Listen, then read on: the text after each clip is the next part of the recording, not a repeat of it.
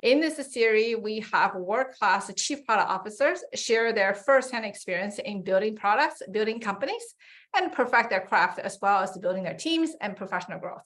So for some of you just coming in, say hi, and please type in and share where you're coming from, what you're excited to learn about. And we are just about to get started. In case you want to know more, Women in Product is our partner in this series, and you can check out at womenpm.org. And a word about Dragon Boat, where so by ways of introduction, I am Becky Flint. I'm the CEO and founder of Dragon Boat, and Dragon Boat is a platform to enable product leaders to accelerate outcomes, and through a portfolio of products around road mapping, portfolio management, and strategic planning, where you can select either one, graduate to more of them. We help product teams across the world achieve better outcomes. Now, without further ado, I am very excited to introduce you Ezinne, and she is currently the Chief Product Officer at WP Engine, where she leads product design data research teams in creating customer-inspired products in the web enablement space. Ezinne has been in product development for over 20 years with a balance of creative, technical, and management experience working across several industries. You can see amazing companies in all industries and sizes.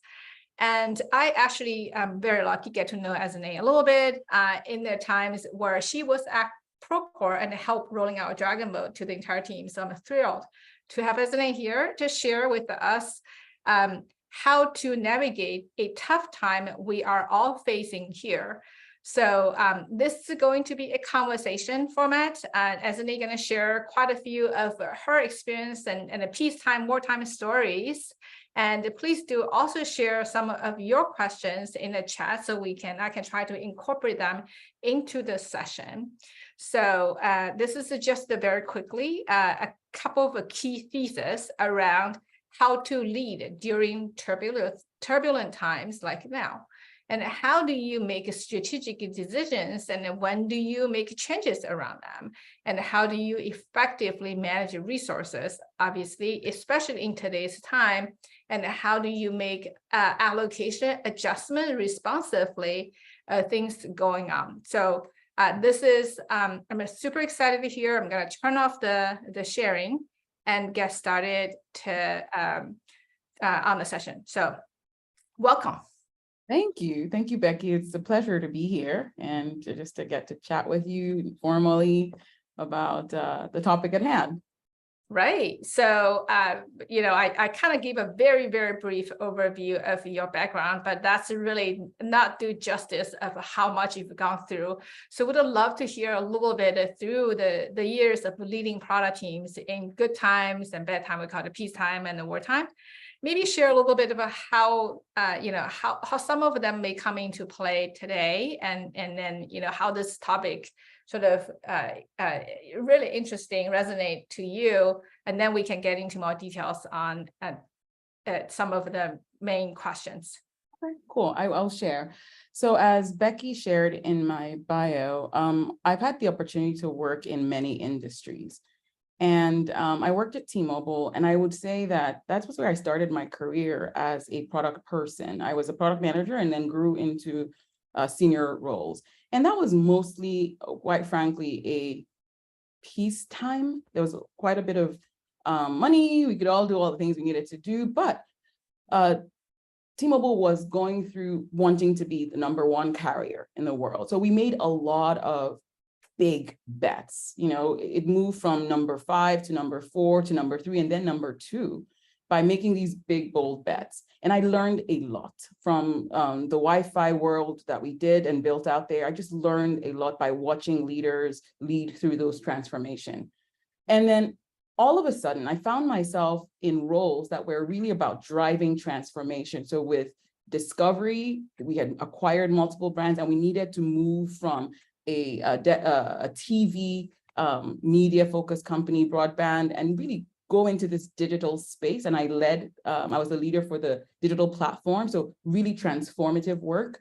At Time Inc., I was brought in as the innovation lead to help us change our brand equity from like the People magazine, InStyle magazine. These were strong brands, but we needed to figure out how to make them come to life in a digital world.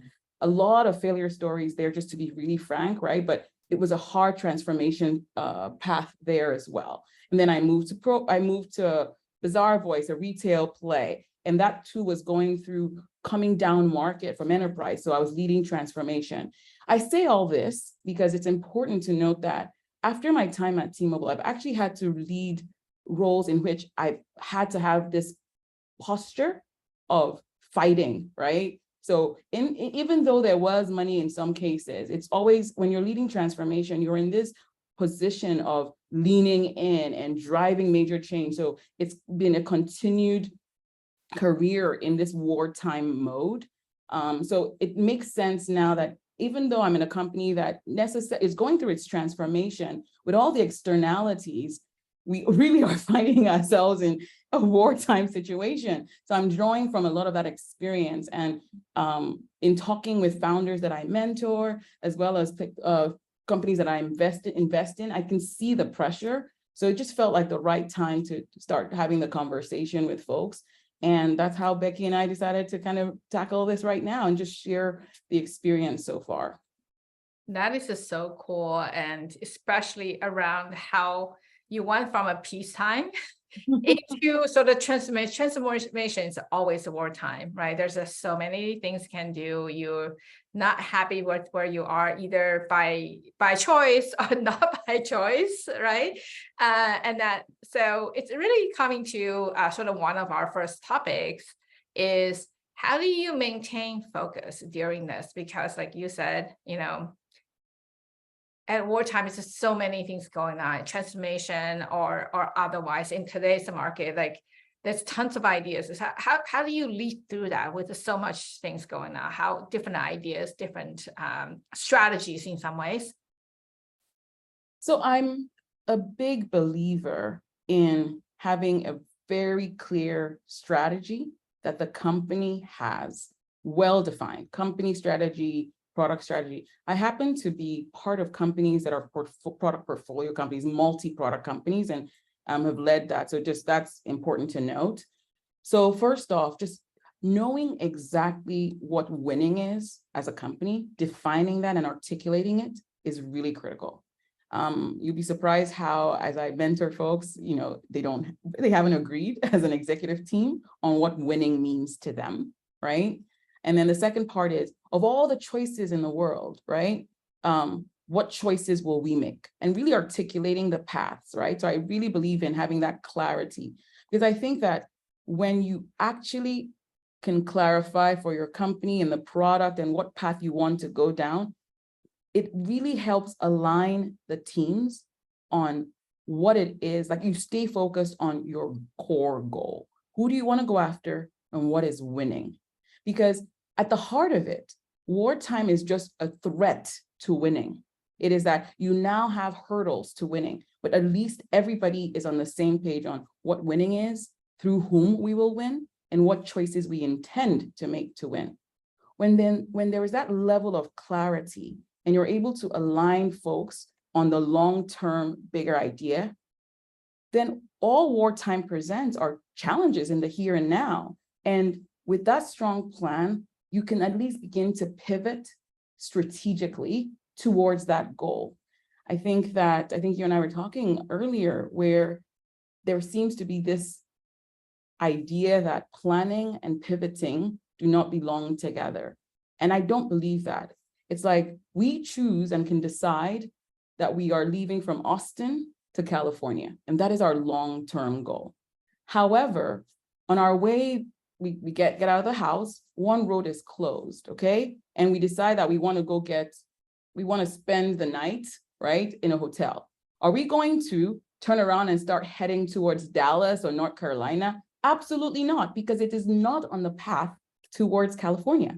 So we will pivot, but we will pivot towards the direction that we need to. So for me, having that very clear idea of what winning is and a very clear strategy, and then assessing what are the threats to that winning really allows you to then make the core decisions you need to get through the hurdles that wartime presents. And we can go into more details over time, but yeah, I hope that kind of sets the tone of how I think about this. Yeah, this makes a lot of sense, and it's really helpful. I think one of the audience asked, what do you mean by wartime and peacetime? Maybe we should have set a little stage and then we should have started with that. So do you want to talk about it? Because this is something that Dragonbow talks about quite a bit. Yeah, so I think one of the things that I think for some of you who've read maybe like Ben Horowitz wrote, and it's really going back to the Intel days and Google days. And then some of the observation happened was that it's just like economic cycles and the company cycles, these two things can go together, where there are moments of lots of resources, not a lot of pressure, and then you do more exploration, more design kind of phase. And that's a little more like a peacetime. You don't have a lot of, existential threats. And there are also war times. For example, money's tight, you're running out of the funding. There's a very strong competitive, and in general, a very challenging time. There's a lot of, you need different techniques to approach them. If you try to approach wartime techniques in the peacetime, you are not going to win, so to speak, because you're not taking the opportunity to explore, do like a blue sky and a bigger investment, right? Like think about the Google, the moment they did a lot of moonshots, because when they had a peacetime, they had to explore opportunities so they have a future growth. Wartime is different. Wartime is the things that happen now. You have existential threat. You have to act now so that you are survive for tomorrow, right? So think about the Bard, for example, is the example where you have to just forget about your moonshots, right? You're gonna do this. So that's the sort of the peacetime and wartime, and that's really where at Dragonbow we work with a lot of companies. So we know you have a different goals and outcome to focus at different moments, and that is something we definitely want to bring it up, especially in today's moment. That was as we were talking about how some of that related to. Yeah. So I think that at the heart of it, for the person who asked the question, is that when there's plenty of resourcing, oftentimes you're ahead in the competition, the market is generally growing, there aren't those pressures, right? And most times people will say, hey, this is peacetime. But the reality is with our ever-changing landscape, right, that begins to put almost everybody in a wartime mode, whether we like it or not. But beyond the fact that, consumer technology is changing, we actually have some macroeconomic challenges right now. Most people are seeking, debt is really hard to raise, or the interest is really high. So people are seeking profitable growth now. Those all put pressures on most companies, just period. And so now we have, and then there is winning. There is the transformation required to win. There is making sure you're winning customers who themselves are going through their own challenges. So I think most people are just in a wartime stance. I hope that helps. Just clarify what it is we're talking about. Most people aren't just sitting back and asking, oh, how might we take a strategic bet that's 3 years out? We're like right here, right now. We need to ensure that we survive to get to play another day or fight another day. Right. And that's super, super helpful. And I really like you highlight the examples of like the plan and the pivot, but still towards the plan. Now with that, and you kind of touch upon the strategic investment. So question for you is that how you there's one thing also is a myth, and I think, we touched upon this earlier, is that as a CPO and leaders in the company, resource management is actually tremendously important. So sometimes, the earlier PMs tend not to think that resource management is important, but today it become a more and more apparent, especially strategic leaders, knowing not just the prioritization, it's resource management, resource allocation. So tell a little bit about how you're leading your organization, making that kind of decision. How does the process look like? So I think that oftentimes in product management, we talk about prioritization, and I actually think prioritization isn't as hard as people make it. Operationalizing the priority, that's the hard part. because you can create a list and rank things, and you can choose your method for ranking things. But the reality is that when you now put that priority and try to activate it, that's actually where it's no longer the science that people assume prioritization to be. It actually becomes an art of who's in seat, how many people do we have, are they motivated to do this, et cetera, et cetera, et cetera, moving teams. So I think at the heart of it, being intentional about resource allocation is really important for me and for my team here. The other thing that most people may not know or isn't very apparent is something called this culture of mobility. I think that is something that has worked to my advantage. One of the things I did when I joined the company I am at was like, I could see that teams were really passionate about their team. I work on notifications, so I'm really, really passionate about that. And let's say the notifications team is part of a shared services domain. We use that. So they're part of a bigger department, right? And then that's part of the product organization, you know? When you have people that are so wed, which they should be in normal peacetime, to their specific team, it is really hard to pivot them and change resource allocation. So coming in, one of the things we talk about is, can we reorient towards winning first? Like really get an orientation towards winning. So hence, the idea of a strategy that clarifies what winning is very important, because people can see it and see why. Right. Why does this matter? When you have a team and an organization that is focused and oriented towards winning, then mobility and pivoting becomes so much easier. It's no longer about, well, we're going to keep working on this notifications thing. You can pull them back and say, hey, right now, to survive or to drive growth, this isn't the most important thing. Your skills, your brains can be applied to something that we are assessing as being critical, and you'll see how they rise to the occasion, because you're putting them towards something, even if it's temporary. So the culture of mobility, I have to give credit to Wyatt, who was on this show quite a while ago at Procore.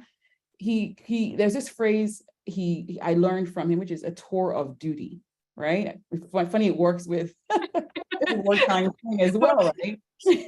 But it's really getting people to be like really focus on the winning and be okay with tours of duty. It will begin, it will end, and you can move back when things are better because we can hire somebody in. So that culture has actually been the most critical piece for it. So then you have tools that allow you to figure out what your priority is, then figure out your capacity, and then your sequencing. I think that the art of prioritization and resource allocation really comes down to how fungible or mobile are people, right, to the work, right, that you are seeing as important to go do. And then given their skills or given dependencies, what should you sequence, right? Those are the critical parts of really allocating people, but you really fundamentally need this culture of mobility, culture of winning, and culture of tour of duty, getting people to do that. Right. And I think there are a couple of things you had, I really want to call out more, right? So a lot of times, I think in some ways, there's a myth from the old time agile, right? Saying, hey, you have this steady team and you have a steady team. So there's two things really missed, and I really want to call out, you kind of mentioned that. One is that when you have a steady team, that's the same thing. You don't have a strategy, you don't have an allocation, right? That's called a peanut buttering. That's assume you will always allocate exactly the same amount of resource on exact same thing that was optimized at the time when it was set up, right? So I think that's something really important to think about. What's the winning? What is the outcome we're looking for? How do we deploy our team, tour of duty or mobility so that we can best achieve the outcome? Because I think the team are more wedded to both the areas, but more importantly, what matters to the customer and to the business, right? So the second part of thing, I think also is sort of like almost like not a trade-off. So another thing to think about in mobility and the movement, it could be the team, could be the individual, right? Could be the type of the initiative coming to that team. There are many ways to do that without sort of impacting how the team works today. So I think these two things are super cool. It's super cool to hear from you. And I think the other part is sort of prioritization and operationalize that is definitely something I see seasoned product leaders are very aware of that, right? So as seasoned product leaders are taking both prioritization, resource fungibility, and the sequencing, because the sequencing is everything, right? If you deliver most important thing that last, you may not get to last. You need to get them earlier, right? So that art is really coming, and having a platform, especially a platform like a Dragon Boat, you can plan for things like that, really helps you to do the prioritization, understanding resourcing, and then sequencing that. So this is really cool. Yeah. So now, I know that, at a WP Engine, by the way, it's a great product. We use it. I think it's really helpful. So kudos. I also hear that industry has been, like all industries, right? So going through a lot of rough times, but sounds like your teams are growing. So what are some of the top takeaways? I have tips for others. No, I just have to give credit to, again, the partnership at the executive level, as well as our senior leadership team, and as well as our team. We did the work of truly planning and really talking about our options, like what are the choices? And the beauty of doing that is that with our current plan, we have our real true measures of success, like quantifiable objectives, okay? When we start to see those quantifiable objectives not being met, because we went through the process of considering multiple options, we can go back and ask ourselves, wow, that option that wasn't on the table, should it be one considered now, right? We know the things that fell off, and they were well examined, right? So it allows us to go back and say, wow, we said we weren't going to go international, but should we now, right? Would that change this quantifiable objective for us even more? So I think that I have an amazing financial CFO and a VP of finance, just amazing. And we are lockstep. We're working and we're sharing across. So product shares everything it's doing with that team, and finance says, okay, yeah, this makes sense. And there's real challenge. They challenge us and like, well, that bet does not seem like it's going to net out the way you think it will. And we're connecting customer outcomes to true financial measures. And we're really, really rigorous about that. Again, like you said, having a tool like Dragon Boat that allows you to step back and see, how these outcomes are mapping to our financial goals is helpful. We can also just use Excel right now. That's just what we do. But I've had the opportunity to use Dragon Boat a few times, and I saw what it was able to do for us. But ultimately, tool or no tool, it's that mapping, that alignment at the top, alignment in the middle, alignment with our ICs that matters. And then it is that mapping the work we do from customer to financial outcome. It just has to work. If not, we'll be doing amazing things that our customers love, right? But do not map out to what we have defined as winning too. Right. So I think you brought on so many interesting points on how people tend to think about product and care about experience, right? But the thing is, ultimately, product has to drive customer outcome and the business outcome. So tying that into the system that connected to finance, connect to more than just product metrics is incredibly important. And by the way, you really should come back. So I know you're making some transformations. So obviously we'll get there. So with that, we kind of wrap up today's session, and there's just so much more to talk about. And I know most of you are interested to care about how do we drive business outcome. And if you have an amazing CFO like Ezinne, and great. If not, or if you are, still can try to use the right product to help your team to achieve more and faster. So Dragon Boat is a product for you with the 3 different types of product bundles, and about roadmap management and the portfolio management, really about investment and resourcing and strategic outcomes, where tie financials with your roadmaps and tying outcomes so you can create scenarios and make adjustment is so much easier. So here is about the Dragon Boat. So learn more at dragonboat.io/CPO. Now, I would also like to share a little bit more of what's new with Ezinne and Oji, sorry. your new book around product management for product-led growth. I don't want to butcher that, but what I understand is that most companies think about product-led growth as consumer product. It's like lower end sort of swipe the credit card sort of decision. It is no longer the case anymore. There are transformation companies that need it. There are consumer, there are B2B product. So I would, if you want to know more about this upcoming book, and go to PL at the checkout at howtoplg.com and connect with Ezinne on LinkedIn. And a couple of more resources. First, I want to really thank our partner at womenpm.org, so Women in Product. There is an amazing program about executive edge. So interestingly, through working with so many companies at DragonBoat, there's a somewhat a pattern that we see women leaders could do more and drive more business outcome, and we need more of them. And we're excited to have Ezinne here. We want to see more of you. So if you are a product leader and want to become a product executive and become a CPO one day, and check out this womenpm.org/programs at Executive Edge program. It's an amazing program. Now, if you want to learn more about how to do product portfolio management, about how DragonBoat can help you, check out additional resources here as well. So we have one last second to sort of answer two more questions. What kind of leadership soft skills are important for new CPOs leading wartime? So I know I probably will only have 1 minute, so I'm going to answer that question, but also just talk to everybody that's on the call. You're not alone in this. Everybody's feeling this pressure. So just know that. I think it's really important. Reach out to other product leaders that you may have, create a circle or core group, whatever it is you need.